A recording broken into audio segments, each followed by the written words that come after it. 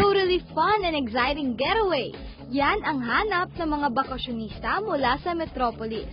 Kaya naman sa aming pagbisita sa Tarlac City, isang lugar na very cool at punong-puno ng activities ang aming nakita.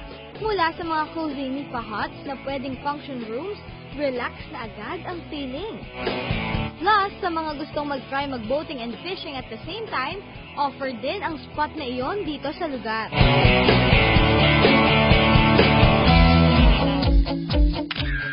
Sa mga sawa naman sa paulit-ulit na activities tuwing summer, bakit hindi nyo itry ang mamitas ng mga prutas?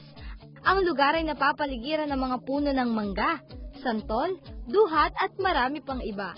Kapag napagod na, maaari na ninyong subukan ang kanilang pool area. O kaya naman ay magpahinga sa ilalim ng mga huts na sadyang ginawa para sa mga gustong mag-relax sa labas.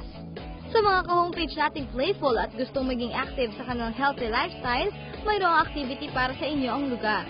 Maaaring itry ang kanilang obstacle course na hindi ng katawan ang nagiging physically fit, kundi maganda rin itong workout sa bonding ng inyong mga napiling kasama.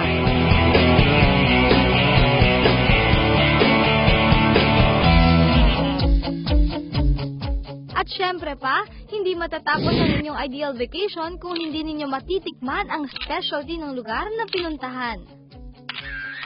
Hindi ka ba matatakam sa mga pagkain ito? Ang mga mouth-watering Filipino dishes. Narito ang pinalipad na hito, sinigang na inasal, lechon de rondalla, pinakbet, ginapos na manok, bulalo,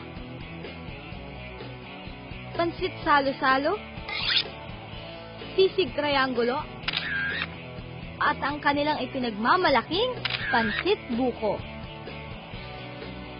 Kung may mga pampabusog na ulam, naroon din ang manggang hilaw na fresh from the tree at ang kapartner nitong bagoong. Pagkatapos namang kumain, kumpletuhin ang inyong meal ng pinagmamalaki nilang Silvana Balls na mas kilala sa tawag na bonbon. Ano pa bang hahanapin niyo sa lugar na ito mga ka-homepage? Mula activities hanggang pagkain, kumpleto na ang ideal hideaway na nasa imagination nyo. Para sa homepage, ako si Blueberry Fabiosa.